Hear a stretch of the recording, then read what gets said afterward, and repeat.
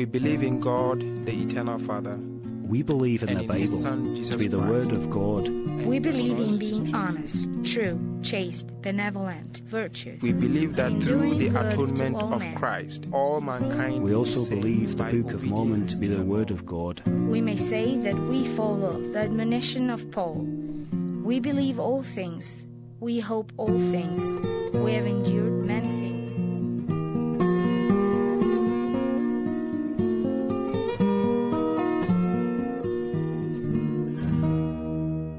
Welcome to Why I Believe on the Mormon Channel. I'm Rick Starr. Today we will be talking with converts to the church about their conversion stories and the difference living the Word of Wisdom has made in their lives. On February 27, 1833, as recorded in Section 89 of the Doctrine and Covenants, the Lord revealed which foods are good for us to eat and which substances are not good for the human body. He also promised health, protection, knowledge, and wisdom to those who obey the word of wisdom. We believe that our bodies are temples and we should be careful with what we put into them. In 1 Corinthians chapter 6, verse 19, it says, "Know ye not that your body is the temple of the Holy Ghost, which is in you, which ye have of God, and ye are not your own?"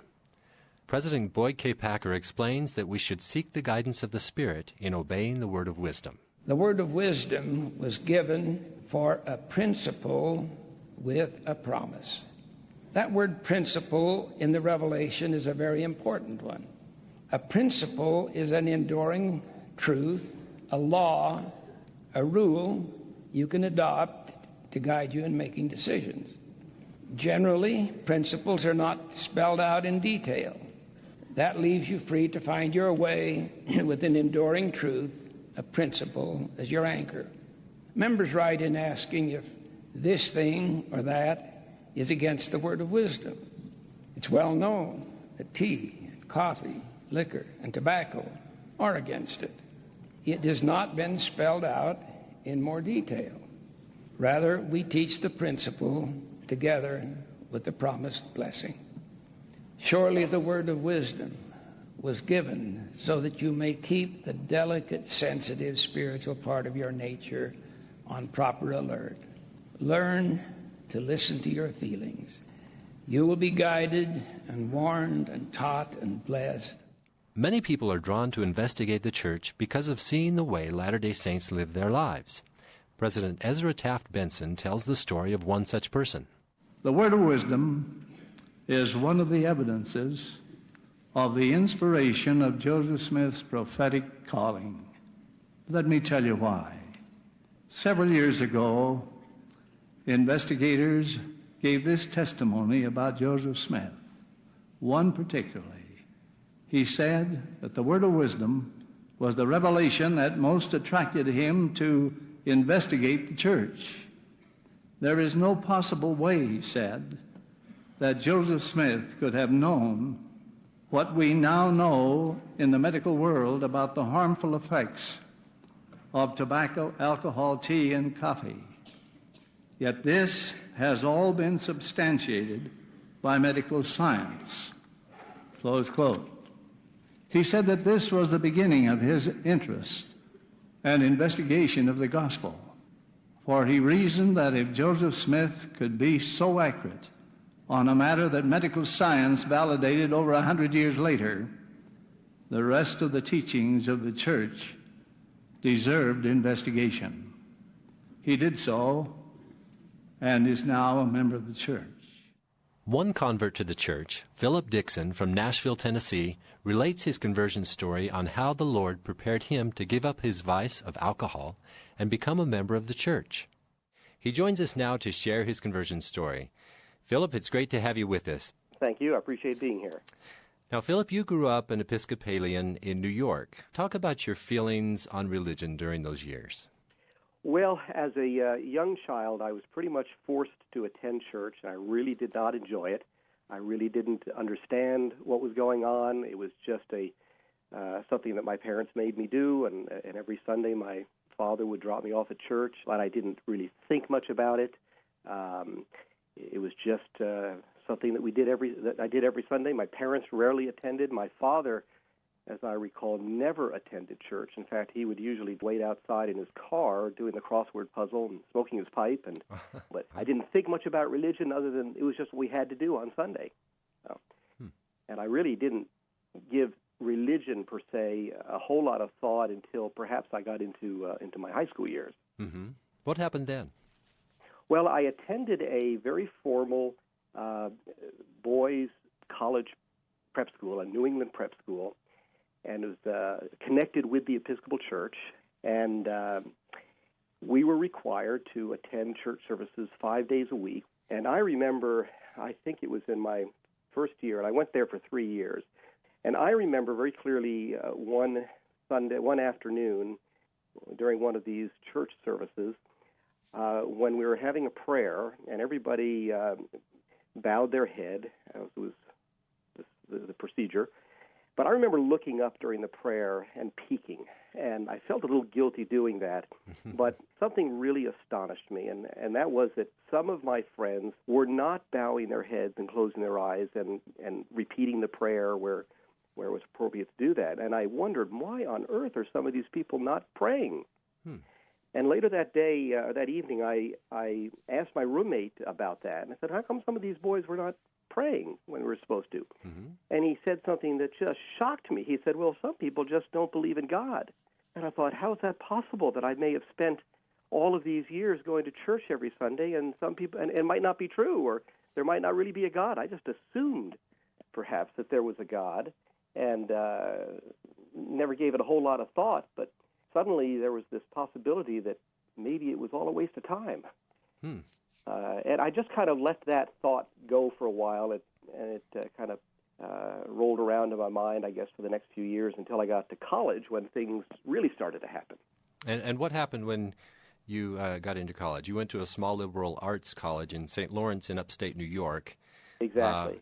Well, as you said, I went to St. Lawrence University. It's a small college, about 2,000 students, close to the Canadian border. And when I got to St. Lawrence, one of the things that surprised me was suddenly I was very free from this very restricted lifestyle that I had been used to for 3 years at Westminster during my high school years. So there was this very free atmosphere, and you could do whatever you wanted, basically. So what did that new independence lead you into? Well, I became very interested in the study of philosophy and religion, and not because I was in any way whatsoever looking for answers, but rather I was just fascinated by the ideas of men. And I ended up majoring in philosophy. And my freshman year, I took a class. It was a study of Greek philosophy and philosophy through the ages. And I began to basically develop my own philosophy of life, if you will.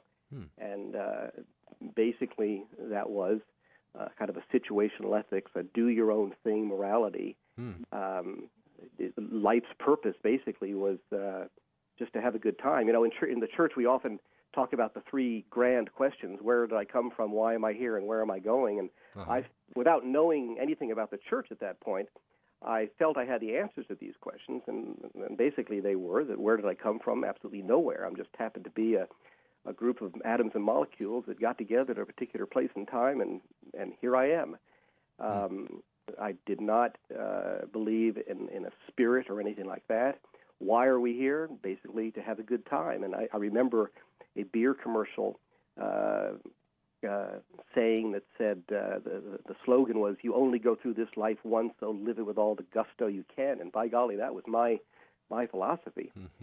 And where are we going? Obviously nowhere.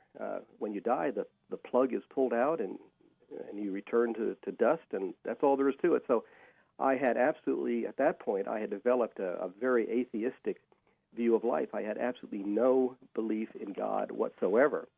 I remember at this time in the 70s, this was, in the mid-70s, early 70s, excuse me, and I remember seeing at the university some groups of people huddled together and having scripture reading and prayer, and I thought, oh my goodness, these poor people are so duped.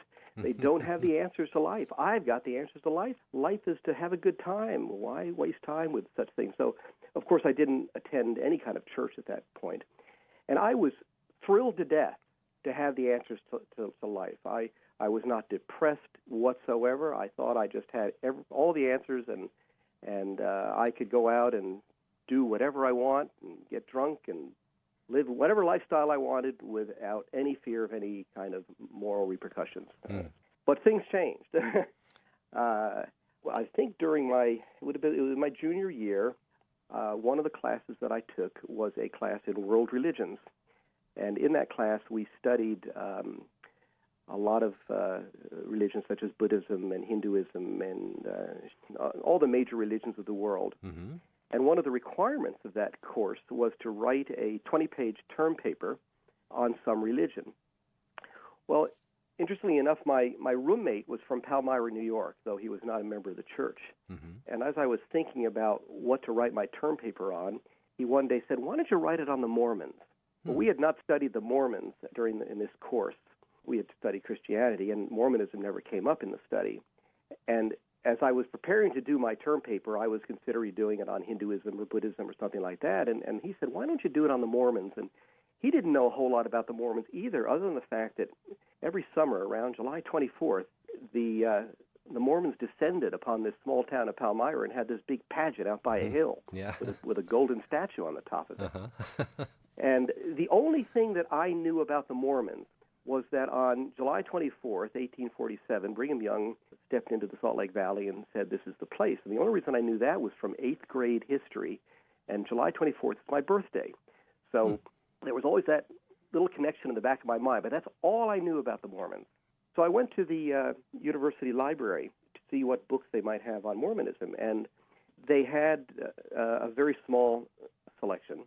They had 2 good books, I think, A Marvelous Work and a Wonder and Essentials in Church History, and they had a Book of Mormon, and then they had 5 or 6 books which we would consider today as anti-Mormon books, though I had no idea that was the case at the time. Mm-hmm. And I took out all these books and started reading, and my goodness, as I started to read these books, I just couldn't help but laugh. And I would read aloud some of the sections from these books to my roommates that, "You won't believe what these Mormons believe. Listen to this." And we would have a great laugh about all of that. Then we'd go out and get drunk. I mean, I just really, as the more I read about Mormonism at first, the more I came to confirm my belief that all religion was silliness. Philip, what changed? What was it about the church that maybe changed your mind over time? Well, this was in the fall of 1971 or 72 that I was writing this term paper, and the term paper was due in December 1972. And one day I was sitting, I believe, at lunch with my wife. She was not my wife at the time, but the woman who would become my wife. Mm-hmm. And she said to me, "By the way, do you know that Holly is a Mormon?" And now I knew this girl Holly from my French class. And I said, "Oh, I didn't know that," but it didn't surprise me because she wore very conservative clothing and seemed like a very straight-laced young lady. Mm-hmm. And my wife, Ann, said, "Why don't you talk to her? Maybe she can give you some insights for your term paper." And so I looked her up and gave her a call, made an appointment to see her. And we got together, and she gave me a lot of pamphlets and other books. Mm-hmm. She also, I guess I should back up a little bit, and just prior to that, I had gone to the university chaplain and asked him if he knew of any Mormons on the campus. And he said no, he had no idea of any Mormons on the campus. But he did give me the name of a Dr. Lawrence Flake, mm-hmm. and he was in charge of the Institute students. He was out of Cornell University in New York, Ithaca, New York, but his region took in St. Lawrence University and various other college campuses in the area. He suggested that I contact him, and I wrote to Dr. Flake and asked him for any information that he might be able to give me about the church. Well, he wrote back very quickly, sent me a packet of good church books and pamphlets, and he included a letter. And part of his letter was very interesting to me. He said, "You asked me to tell you my own feelings towards the church. I have an absolute certainty of the truth of Mormonism and an unwavering conviction that the restoration of the church and the gospel of Christ is the most important message for mankind since the angels announced the birth of the Savior." And then he said, I strongly encourage you to make your study more than an academic consideration. Through earnest prayer, God will bless you with a knowledge of the truth of this message. Well, I couldn't believe what I was reading. Me, the great atheist, with all of life's questions answered. He was suggesting that I give Mormonism more than an academic interest. Nevertheless, I read the books, or looked at the books, and the pamphlets and such that he gave me. And I contacted this young lady, Holly, and I started to have a little bit of a different view of the church than what I had been getting from these anti-Mormon books. In fact, I decided to put aside what I then began to understand were anti-Mormon books and began to read more closely the Book of Mormon and the other books that Holly had given me and Dr. Flake had given me. A few days after meeting Holly, we decided to take a drive to Palmyra one Saturday, and it was about 200 miles away, and we visited the Sacred Grove, the Joseph Smith House, the Hill Cumorah, and all of this was purely for research for my term paper, and nothing to do with more than an academic interest, if you will, in Mormonism. The same trip, we took a ride down to Fayette, New York, and to visit the Whitmer farm. And I remember it was about 6 o'clock in the evening, and there was a missionary couple there, and they were about to close up the Whitmer farm, which is the church was organized. And they opened it up for us so that we could go through the exhibit. And then as we were leaving, they invited us to attend a war dinner that was being held that evening. And so we decided to go, and I met a whole room full of Mormons, and none of them had horns on their head or long pointy tails. They looked like perfectly normal people to me.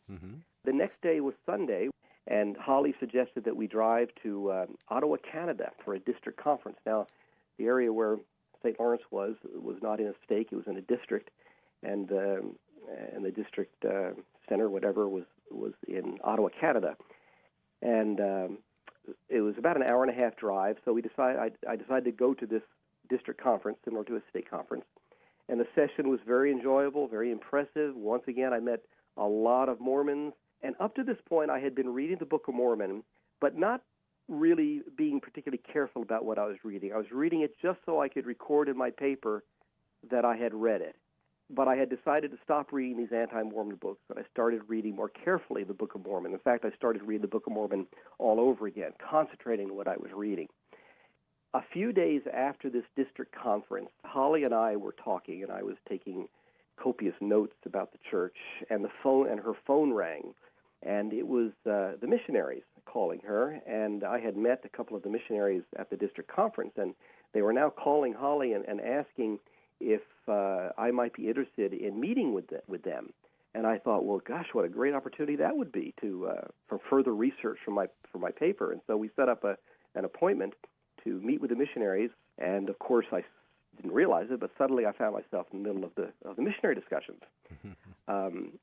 So as I met with the missionaries, my attitude began to change, and I guess what you would say is that I began to experience an intellectual conversion to the gospel.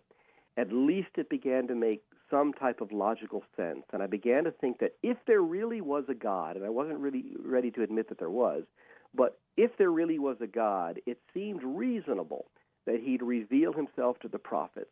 The idea of current revelation made a great deal of sense to me.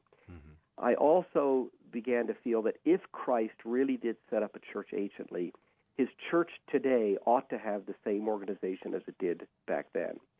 The historical idea of an apostasy made sense as I saw all the hundreds, perhaps thousands, of different Christian churches, and having been a philosophy and religion major, I saw all of that, and so it made sense that an apostasy probably did take place. And I even reached the incredible point where I would say, I was ready to admit, that if there really was a true religion, then the Church of Jesus Christ of Latter-day Saints must be that true religion as it claimed to be. It was unchanging, it was uncompromising, it was a practical religion. So I reached that intellectual conversion, if you will. I finished my term paper, handed it in to the professor. It turned out to be over 60 pages. It covered church history, church doctrine, and things of that point. My friends began to notice a little bit of a change coming over me. I began to attend church.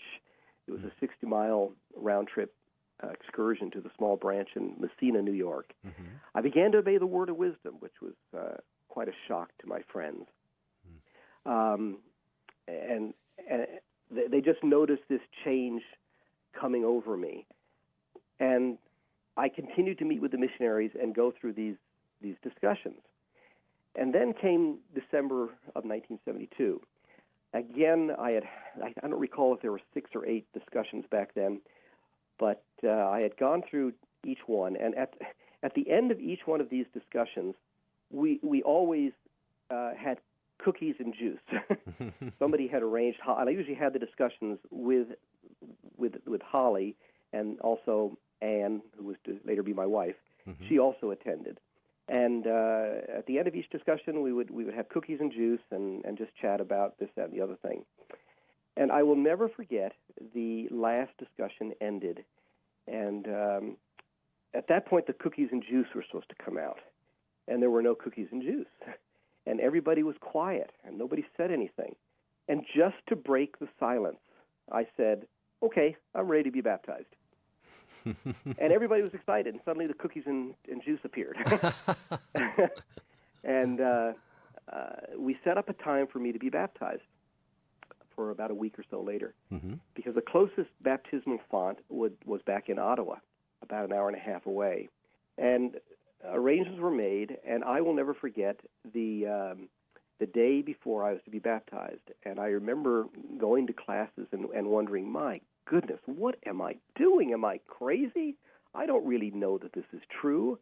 I'm sure it makes sense, and sure I'm ready to say that if there really is a true church, this is probably it.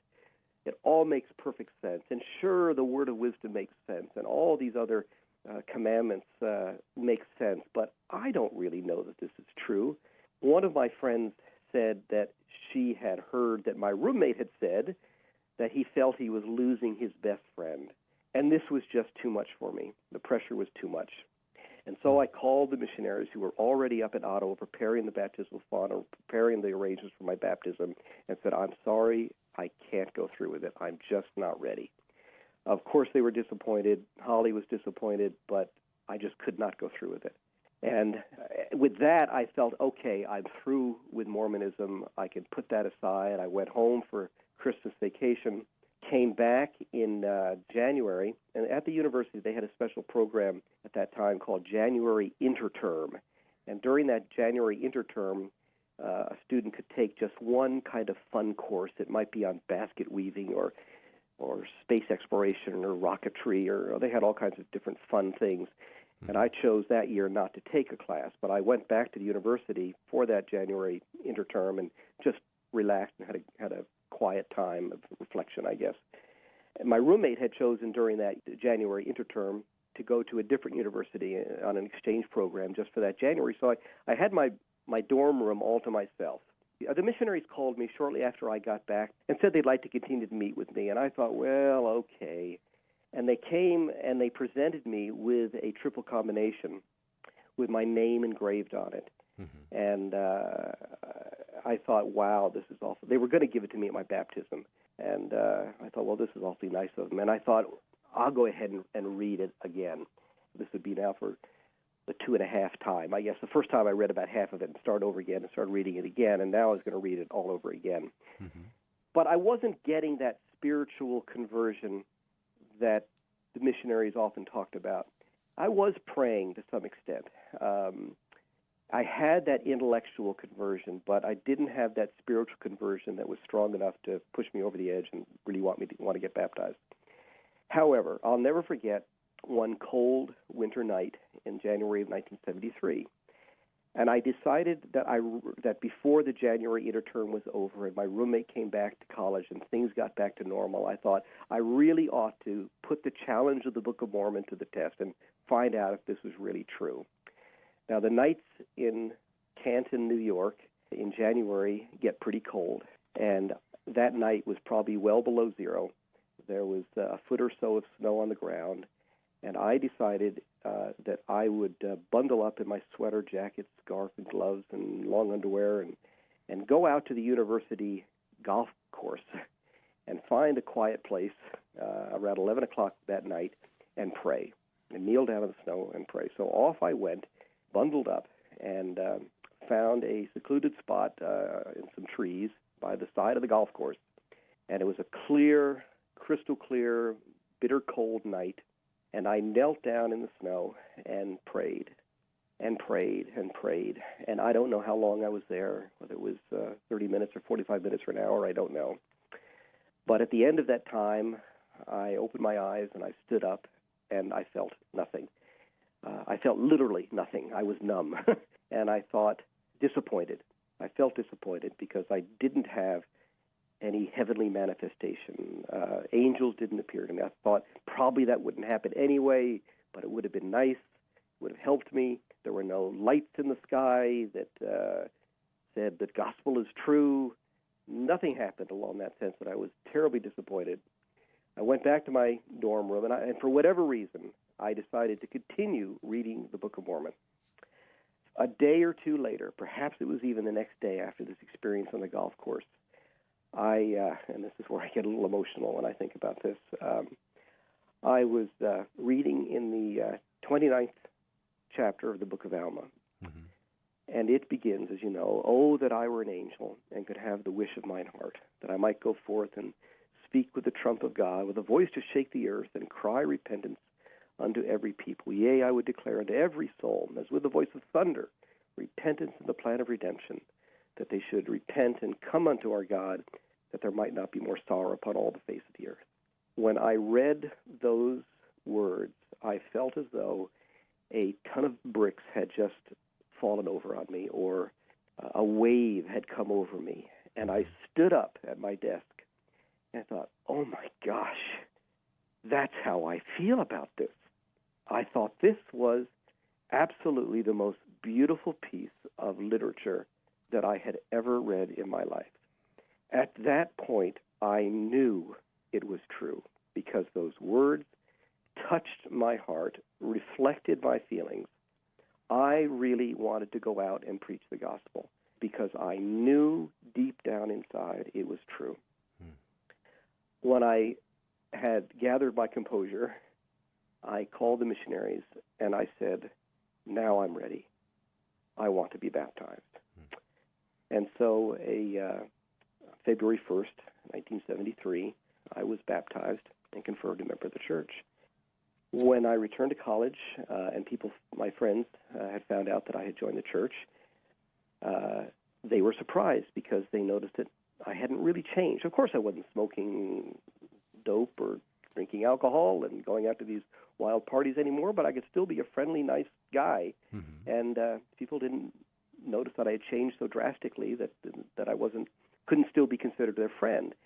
So life went on, and I came back to college in the fall of 1973. Holly had gone on to BYU, so my wife and I were the only members of the church, because 6 months after my baptism, that is in August 1st of 1973, I baptized Anne, who would later to be my wife. And she had been very, very patient through all of my research and study of the church. She was also Episcopalian, attended church quite regularly every Sunday in college because she loved to sing in the choir, and that was her really only interest in the Episcopal Church. She wasn't a real God-fearing person, but she enjoyed singing in the choir. And so she attended church and took the discussions with me, though she did not end up joining the church the time that I did. But she, over the summer, back home in New Jersey, where she grew up, she took the discussions again at her home and decided to be baptized. And in fact, I baptized her. That is a wonderful conversion story. Philip, you've been a member now for about 37 years. How would you say your life has been different since you've joined the church? Well, I could probably write a book on that. I guess if my life had continued the way it was before I joined the church in college, I wouldn't be here talking to you today. I wouldn't be alive, probably. I was reckless. I drank like a fish, as they say, had gotten into marijuana, had not gotten into other drugs, but as I look back on my life, I would not have been surprised if I had gotten into other drugs.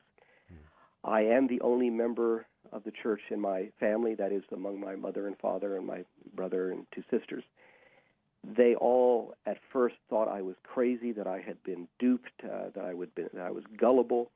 However, I'm the only one of my siblings that has not experienced divorce and problems, serious problems with their families and such. And so my parents came to the point where they respected the church and respected what it had done for me. And my wife, too, her parents had been alcoholics and died because of alcoholism. And she saw that I was probably heading down that direction. So obviously alcohol is not a part of my life, and so I have the church to thank for that.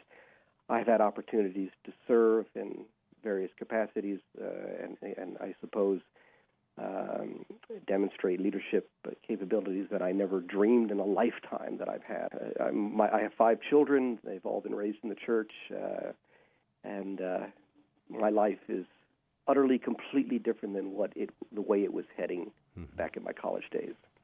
That's wonderful. Philip, as we conclude today, will you share your testimony with us, please? Certainly. I'd be happy to.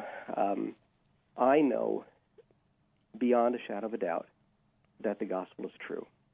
I have come to that realization through an intellectual study of the gospel, but that was not enough. For me, it was important to have that intellectual conversion. I was that type of person that wanted to see things in a logical way. And so I think the Lord directed me in that direction so that I would see the logic of the church and how it made sense historically, doctrinally. However, that was not enough. And until I was really ready to get down on my knees and ask the Lord if it was really true, and then read, and again, not just read, but study the Scriptures, that spiritual conversion could not come until I was ready to take those kinds of steps. And indeed, it did come, and it continues to come. As I read and study the Scriptures now, as I serve in the church, the truth of the gospel comes through loud and clear every step of the way. As I look at the world and what's going on in the world, and I am so eternally grateful for the truth, the knowledge of the gospel that I have.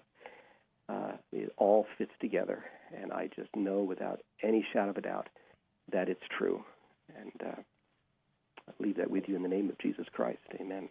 Before we conclude, Philip, will you please share your thoughts on the Word of Wisdom and your testimony about it? Sure. During my college years, of course, it seemed like all of my friends smoked cigarettes. Drinking alcohol was just a part of life back then. I would spend hours upon hours at the bars and just drank like a fish, as they say. During my freshman year of college, my roommate at that point, who was not the one who later introduced the church to me from Palmyra, offered me marijuana. And at that time, marijuana was becoming very popular. And because I had all the answers to life and knew that life was just to have a good time, I thought, wow, here's a new way I can have a good time. And began to smoke like a chimney, I guess you might say. But not. The interesting thing is I never smoked cigarettes because I knew those were bad for your health. But perfectly all right to drink alcohol and to smoke marijuana. During the summer of 1972, I had a health check prior to returning to college, and the doctor found out that I had a very, very mild case of hepatitis. Where it came from, nobody knows. But he said I really ought not to drink. And so that really put a crimp in my style, if you will, because returning to college in the fall of 1972, prior to doing my term paper on the church, I found that I couldn't drink. I did from time to time, but had to restrict it quite a bit because of this. And I look back on that now, and I feel here was a way perhaps that the Lord was preparing me to give up this particular vice. When I was introduced to the concept of the Word of Wisdom during the missionary discussions, I said, wow, that makes sense. we really ought not to be poisoning our bodies, like with cigarettes and alcohol and other things that might be bad for your health. I did drink coffee and tea from time to time, but it was no problem whatsoever giving that up. I certainly was not an alcoholic at that point. Had I perhaps not been told by the doctor to stop drinking alcohol, I probably would have become an alcoholic. No doubt in my mind about that. So the word of wisdom just simply made sense as I began to change my philosophy of life, that life is not just for having a good time, that we ought to be taking care of these bodies, these temples that our Father in heaven have blessed us with. So word of wisdom obviously had a tremendous life-changing effect on me. Thank you, Philip. We've been speaking with Philip Dixon, who is a convert to the church. And Philip, thank you so much for sharing your conversion story with us. Thank you. Another convert to the church, Mike McKay from Edinburgh, Scotland, searched for answers to life's questions as a boy.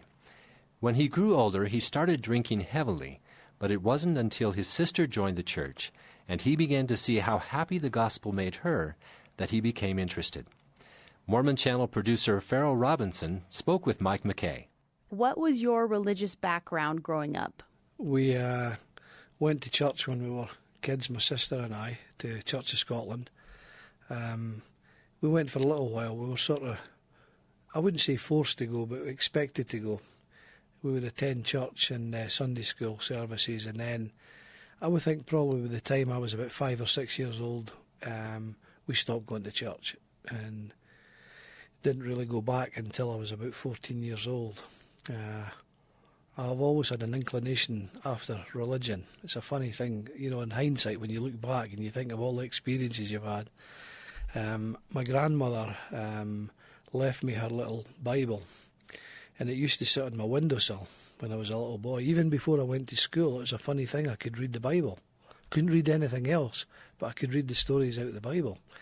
And so I always had an inclination. When I was 14, I went back to Church of Scotland, and the minister's name was Mr. Fred Booth, and he asked me why I wanted to join his church. And I said, well, I'm not really wanting to join your church, but I want to find God. I haven't been able to find him, and if he's there, I would like to find him. And he said, well, to do that, you would have to join the church. So I had to go along for 6 weeks to what they called first communicant classes. So I went along there, and then he asked me to write him a letter confirming the reason why I wanted to join his church. It was quite funny because he said it was his church, which is interesting. So I wrote again to him that I wanted to go along to church so that I could see if it was possible to find God, and so he allowed me to join his church. And I'd already been christened into St. Mark's Church in Stirling when I was a baby, but he confirmed me a member of his church the next Sunday after I wrote the letter. But he never helped me to find God, and I never did find God, so I stopped going to church. So how did you first hear about the Mormon Church and become interested in it? It goes back a long time, really. It was probably, they lived in condominiums, you would call them, here. It was a similar style of building that lived in, and 5 other families were a lot more elderly than my parents. And it was right on the banks of the River Allen, which runs through the town. And if ever there was a storm and a tree was coming down the river, my father and one of the neighbours would go in a boat to get the wood out and cut it for firewood for the older folks. Well, the boat was being repaired, so they went out in a rubber dinghy and it capsized. And he fell into the river. He was 6'4" and drowned in 5 feet of water. He just panicked, and that was it. So, and my mother wasn't really aware that she was pregnant with me at the time. And so my father was killed, and she had to go back to stay with her parents. And when I was about 3 years old, missionaries came to the door, and my mother let them in, and she was quite interested in hearing what they had to say. But my grandfather came home from work, and he went berserk at my mother, and told her in no uncertain terms that the missionaries wanted to come back into his house and all of that sort of stuff. And that was the sort of last thing I'd heard about the church until I saw this film. I think it was black. In fact, I'm sure it's black and white. Brigham Young, And I watched that with great fascination, probably when I was about 10 years old. But I can honestly say I never heard anything else about the Mormon Church until my sister joined when I was 18. And she joined the church, and I'd heard about it. I was really off the rails by this time.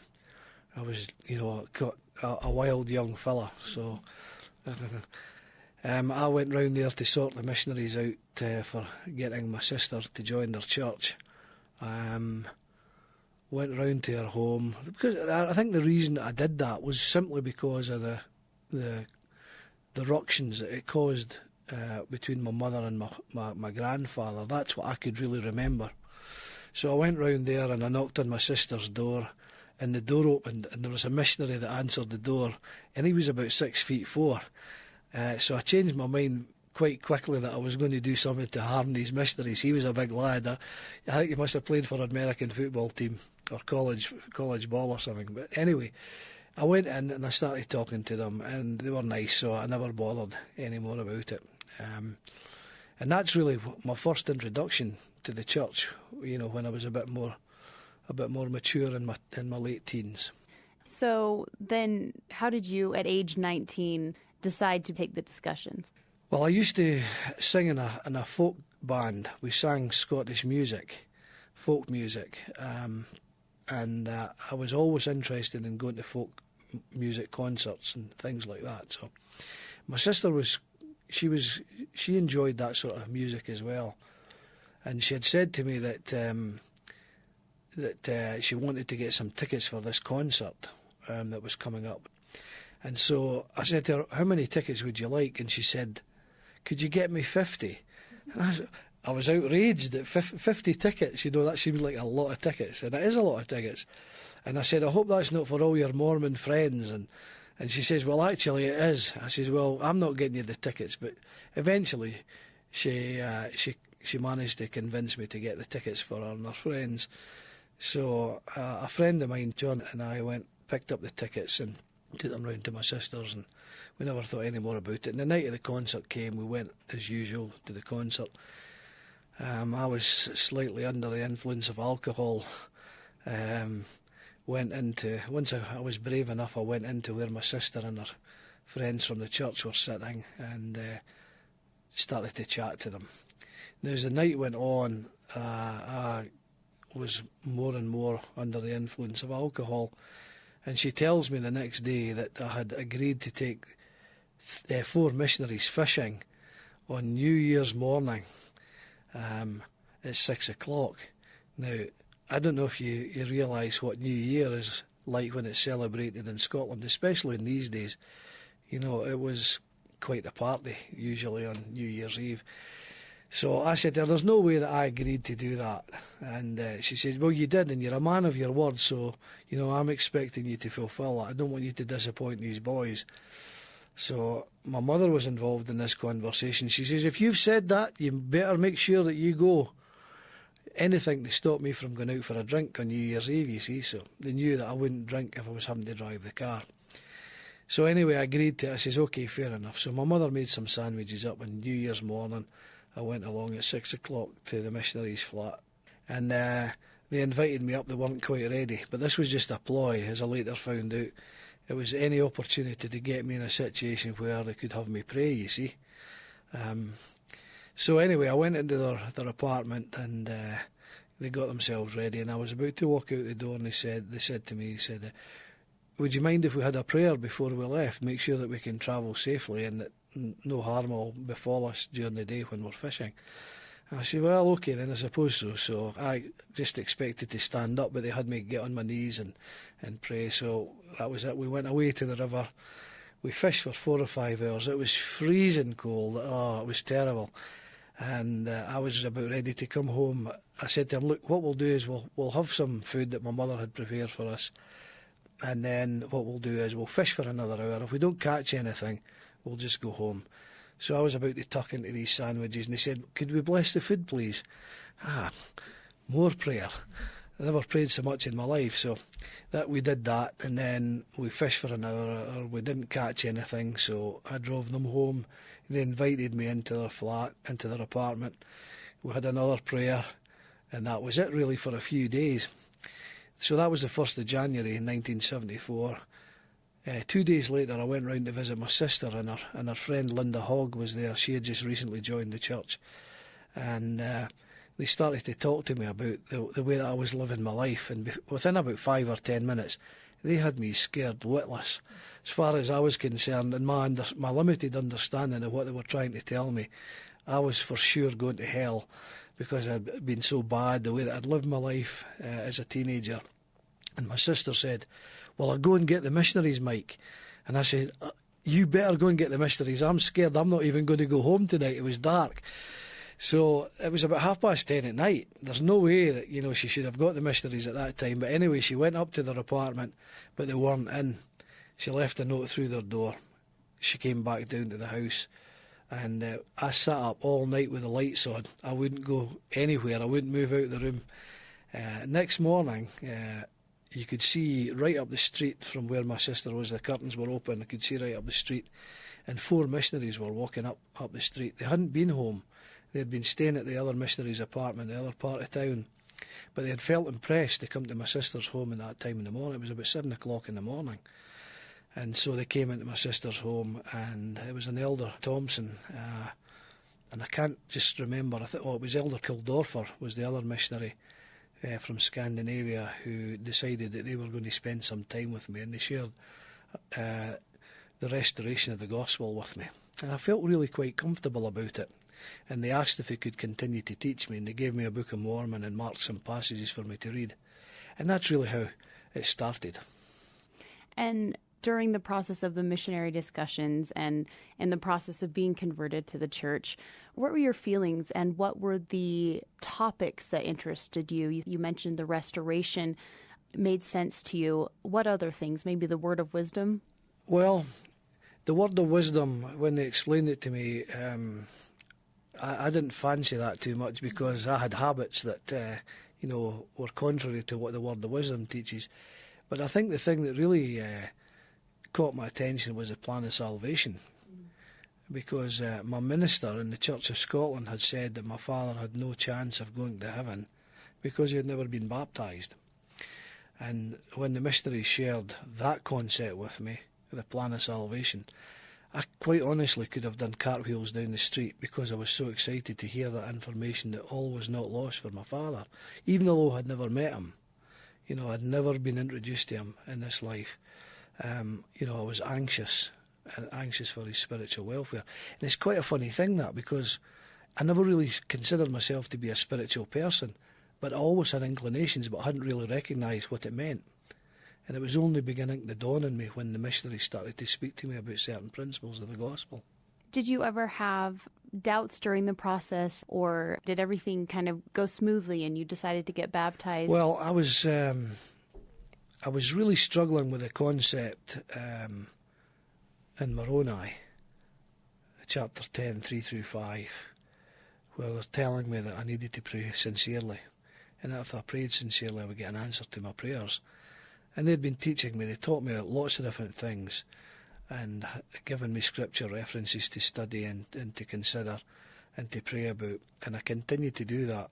But I was becoming very frustrated because I can honestly say that I was praying in the morning, I was praying at night, and even at work during the day, I would often find myself wandering away to a quiet place and praying again, but I wasn't getting anywhere.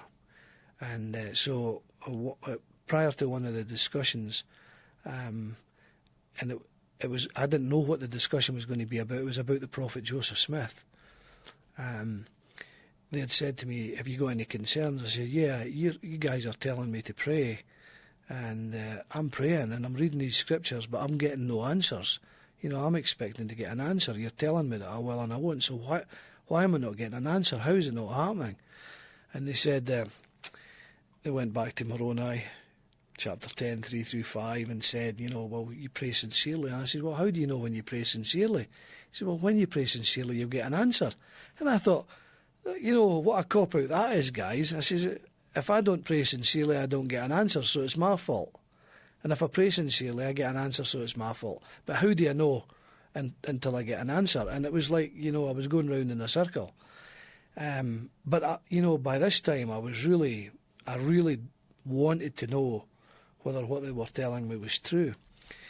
So they said, well, let's just put that on the shelf just for a second or two, and we'll have a word of prayer, and we'll go and have our discussion, and then we'll talk about this thereafter. And it's quite difficult for me, even after all these years. This is 1975, January 1975 now. They started to ask me questions about the prophet Joseph Smith. And I remember Elder Doxy saying to me, do you know that Joseph Smith is a prophet? Now, when he was asking me that question, I didn't know if he was a prophet or not.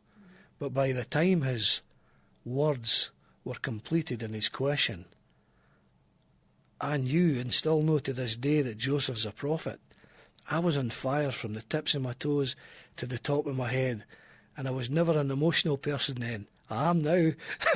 But the tears started to flood out my eyes, and the words were in my mouth, and I was terrified to speak them, because I knew that once I started to speak them, I was committed. But my mouth opened and out the words popped. I know that Joseph Smith's a prophet. The two missionaries started to cry and challenged me for baptism on the 24th of January, and I agreed. And I can honestly say to you that it was the greatest experience of my life, and it has been ever since. It's just a marvellous experience. They had described to me what I may feel, a warm, peaceful feeling in my heart. I might, have thoughts come into my mind. It was completely different to that. I thought I was going to consume. I thought I was going to be consumed by the heat that I felt. It was just incredible. But what an experience! And I could not deny that Joseph's a prophet. So how is your life different now that you have been a member for, 30 years or 40 years almost? That's a long time, isn't it? So I guess, how has it changed? Well, it's changed dramatically, really. My mother never knew whether I was going to come home at all before I joined the church. And if I did come home, she never knew what sort of condition I was going to come home in. I spent every penny I ever earned on alcohol. She used to take money out of my pocket to go and buy me some clothes so that I would look at least half decent as I went to work, as I went out.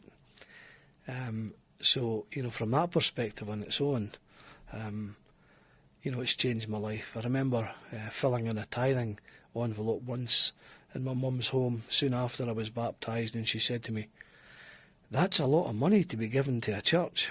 And I said, "Well, Mum, would you rather that I gave 10% to the church or 100% to the bartender? What do you think is the right thing for me to do?" And she never questioned me after that. She came along to my baptism, and she thought it probably would be a 3-week wonder that I wouldn't stick it. But here we are, years and years have passed by. She would tell you, if she was here today, that it's definitely the best thing that I'd ever done. All of my family who aren't members of the church, I've pestered them with missionaries over the years. I said, well, they think I've pestered them. I think I'm trying to share the gospel with them, but they would all tell you the same thing, that it's the best thing that I could have done, that I was going nowhere except downwards, in a downward spiral. Before I joined the church, I was a heavy drinker of alcohol. I would drink probably about 15 pints of beer and a bottle of black rum every day of the week, even although I was just a young man. I served my time away from home. I worked away from home in the construction business, a lot of the time. And most of the men that I was with, that's all they did at lunchtime and in the evening was to go out and get drunk. And I just continued to do that. I just followed what they were doing, and it just became a habit. I spent every penny I ever earned, and I worked long hours. I would work 6-7 days a week and 12 hours a day, sometimes 14 hours a day, and made a lot of money, but spent it. I had nothing to show for it. And you can just imagine my mother back home worrying what condition I was going to come home in. She never knew if I was going to come home at all, if I was going to be locked up in the police station, it was just, terrible for her. I can't say it was anything that I really enjoyed, apart from the fact that I was just doing what everybody else did. It's quite easy to just follow those around you. And then the missionaries came into my life. My sister had joined the church, and I could see the difference in her, and the difference in her life with her little girls. And I really sort of wanted to be more like them. I wasn't really happy with the way that I was living my life, and it's been a great experience. I'd hardly been out of my hometown before I joined the church, apart from work. I hadn't been anywhere on holiday ever. I never had enough money to go anywhere because I spent it on stuff that I shouldn't be spending it on. And then when I joined the church, I'd saved up, helped myself to go on a mission. Some lovely people from Washington helped support me as a missionary. I had a great experience. It was marvellous. It changed my life completely. I've never had a drop of alcohol from that day until this day. That was New Year's Eve of 1974 until now. I've never had a drink of alcohol, and it's just saved my life. I would have been dead if not locked up in prison, because that's what happens. You just get worse and worse and worse, and so now because of the gospel, because of adherence to the word of wisdom, which teaches us not to smoke and not to drink alcohol, to take drugs that are not prescribed for us, to do all sorts of different things, to eat properly and to take sleep that we should take. We have a different lifestyle. I certainly have a different lifestyle because of that. I know that the church's health code, this commandment that we abstain from these things, is really a blessing in my life. Apart from the fact that it helps us to be able to utilise our resources in other spheres, is a great blessing. But I know it to be true. And apart from that, it really helps you to feel close to our Heavenly Father, and you can feel the Spirit in your life that I had never felt before. I know the word of wisdom is the word of God, and it's a great blessing to adhere to its principles. My life has become enriched. I've met people who have blessed my life. I went to go to the temple a year after my baptism, and what a blessing that was, to be able to go into the Lord's house and receive instruction there, and then to go on a mission 16 months after I joined the church, have that great experience, and come home and meet Susan and get married in the temple and have 3 boys and have all of that experience has just been remarkable. There's a difference comes over you when you join the church. You have a direction, you have a sense of where to go and what to do. My greatest thoughts about church is a priesthood meeting. It's my favourite meeting. I never had anybody to teach me, how to raise a family. My father wasn't there to show me how to be a dad just by association. But I can honestly say that I've been instructed by some of the greatest fathers that have ever lived, just by going along to priesthood meeting, going along to Sunday school, going along to sacrament meeting, different conferences, and be instructed on things, and teaching me how I should behave in my life. So, it's been a fabulous experience and a great adventure, and continues to be so. What a great story and testimony of the difference living the Word of Wisdom can be in our lives. President Joseph F. Smith instructs us on how we can live our busy lives without the help of stimulants. In the mad rush of life for worldly honors and for the possession of perishable things of this earth, men do not stop before they get weary, and they do not rest before they become faint. They appear to think that what is necessary for them when they become weary and faint is to take stimulants to refresh themselves, that they may be able to run a little farther for a few moments. In this way, the man of business braces himself up by taking strong drinks. The housewife and the mother, who has the care of her family upon her hands, after she has toiled until she has become faint, feels that she must, in order to keep her strength, take a cup of tea, and thus brace up her nerves and strengthen herself for a little while, that she may be able to finish her day's work. Now, if the pure intelligence of the Spirit of God were substituted for the stimulating influence of the tea and the liquor, if we could by some means get a sufficient portion of the Spirit of the Lord within us that would cause us to know just what to do when we felt weariness and faintness coming upon us, without resorting to the aid of stimulants and drugs that go far to injure our systems and make us slaves to an acquired appetite, it would be a great deal better for us. To those who keep the word of wisdom, the Lord promised, "All saints who remember to keep and do these sayings, walking in obedience to the commandments, shall receive health in their navel and marrow in their bones, and shall find wisdom and great treasures of knowledge, even hidden treasures, and shall run and not be weary, and shall walk and not faint. And I, the Lord, give unto them a promise, that the destroying angel shall pass by them, as the children of Israel, and not slay them." Those who have engaged in addictive behaviors can stop and become free from addiction. Through personal effort, strength from the Lord, help from family members and friends, and guidance from church leaders, anyone can overcome addiction. You've been listening to Why I Believe in the Word of Wisdom on the Mormon Channel. To share your story with the Mormon Channel, email us at radio@ldschurch.org. For more information on this program, visit our website at radio.lds.org.